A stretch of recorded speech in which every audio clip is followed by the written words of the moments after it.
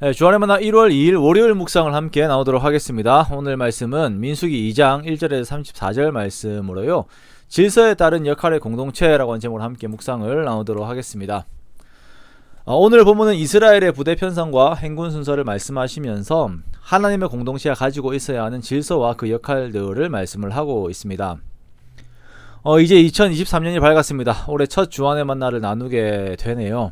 작년에 주안의 만나로 하나님의 말씀을 따르면서 받은 은혜들을 나누시는 성도분들의 그 말씀들을 들으면서 또 격려들을 들으면서 참으로 저는 부족하지만 하나님의 은혜가 크심에 감사하는 그런 시간들을 가졌습니다.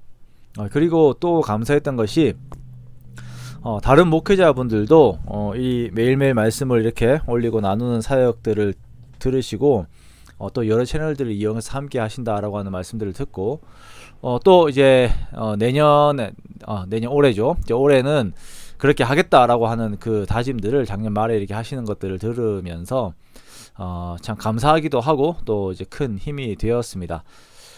올해 역시 하나님의 말씀이 이루실 역사들을 우리가 기대해야 합니다. 저를 위해서도 계속 기도해 주시고요. 올해도 우리가 하나님 안에 거하면서 그 안에서 주시는 지속적인 은혜와 복을 누리는 우리 모두가 되기를 원합니다. 우리가 1월에 함께 보는 성경은 이제 민수기입니다. 자, 민수기를 접하다 보면 학창 시절에 만났던 민수기가 생각나고 막 그런 성경이죠. 민수기는 백성들의 계수에 대한 내용들이 상당히 많이 나오기 때문에 제목이 이렇게 붙여졌어요. 민수기에서의 백성의 계수에 대한 의미는 하나님의 신실하신 언약의 결과에 대한 것입니다. 하나님께서 아브라함에게 자손에 대한 그 약속을 하셨어요. 그리고 400년 후에 그 중간 결과물로서 출애굽해 나온 백성들을 계수한 것이죠.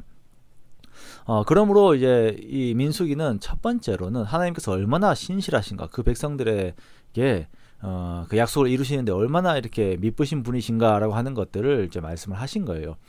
자, 그리고 민수기는 성막을 중심으로 하는 백성들의 삶을 그리고 있습니다. 그래서 제의적으로는 민수기가 레위기에 가까운 성경이고 또 역사적으로는 출애굽기에 가까운 성경입니다. 우리가 민수기에서 중심적으로 보아야 하는 사건은 14장의 사건이에요. 12 정탐꾼이 가나안을 보고 온 후에 여호수아와 갈렙을 제외한 모든 백성들이 하나님을 원망하고 반역을 하죠. 그래서 이들은 이 사건으로 40년을 광야에서 방황을 하게 되고 1세대들은 가나안에 들어가지 못하게 됩니다.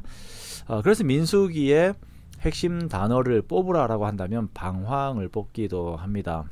자, 이 사건은 신실하게 언약을 이루신 하나님과 그 하나님을 믿지 못하고 거부하는 이스라엘 백성들의 불신앙이 대비되는 그 사건이기도 합니다. 개요는 한 이 정도까지 보기로 하고요. 오늘 본문인 2장에서는 이스라엘 백성들이 행군을 할 때 가져야 하는 부대 편성과 행군 순서에 대한 것들을 말씀을 하시는데요. 자, 이스라엘은 광야에서 행군을 할 때에 회막을 중심으로 하여 사방에 그 각 세 개의 지파들이 그 네 군데를 이렇게 둘러싸고 행군을 하였습니다. 가장 중심에는 회막이 있었고 회막 사방에는 레위인들이 있었고 그 레위인들의 바깥쪽에 지파들이 있었습니다. 동쪽에는 제사장과 이사갈, 유다, 스불론 지파, 그리고 서쪽에는 게르손 자손들의 레위인들과 베냐민, 에브라임, 므낫세 지파, 남쪽에는 고핫 자손 레위인들과 갓, 루벤, 시므온 지파, 북쪽에는 므라리 자손의 레위인들과 아셀, 단, 납달리 지파가 있었습니다.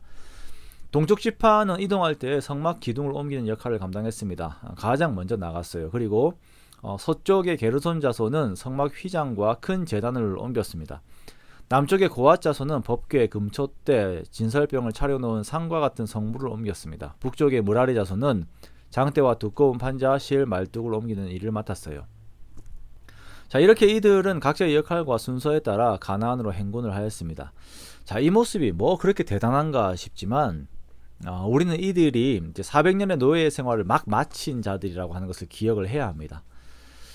그냥 중구난방의 모습으로 이동하는 것이 당연할 것처럼 보여요. 막 영화 같은 거 보면은 막 그냥 다 뭐 소 끌고 가고 뭐 끌고 가고 하면서 그냥 걸어가는 것처럼 보이죠. 그런데 그렇게 지내는 것이 아닌 정리가 된 삶을 이들이 살고 있다라는 것입니다. 자, 이것은 하나님의 속성을 말씀하심과 함께 제사장의 나라가 가지고 있어야 되는 그 질서 있고 성결한 삶의 태도를 말씀을 하시는 것입니다. 자, 이러한 질서의 모습은 오늘날 교회들에게도 동일하게 요구가 됩니다. 교회는 하나님의 말씀 안에서 질서가 있어야 합니다.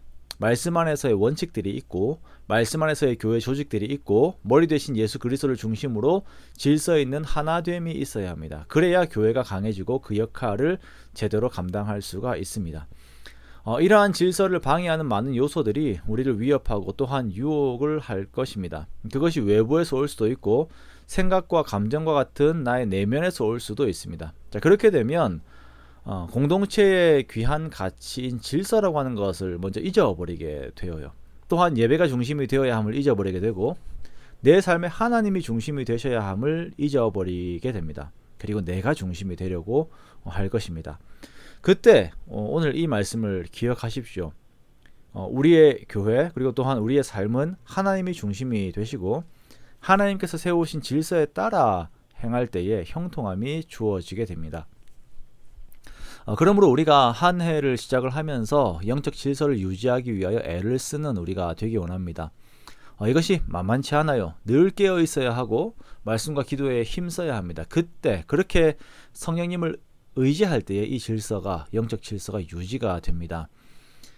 우리가 새해에는 하나님의 임재가 있는 예배가 중심이 되어서 서로가 말씀에 순종함으로 더욱 하나된 우리 교회가 되기 원합니다. 그렇게 서로가 서로의 역할들에 충실하면서 친밀하고도 강력한 주의 몸을 이루기 원합니다. 그래야 해서 이 광야와 같은 세상에서 서로를 의지하고 또 서로를 사랑하면서 주님의 몸된 교회를 이루는 저와 여러분의 복된 한 해가 되시기를 주님의 이름으로 축원합니다.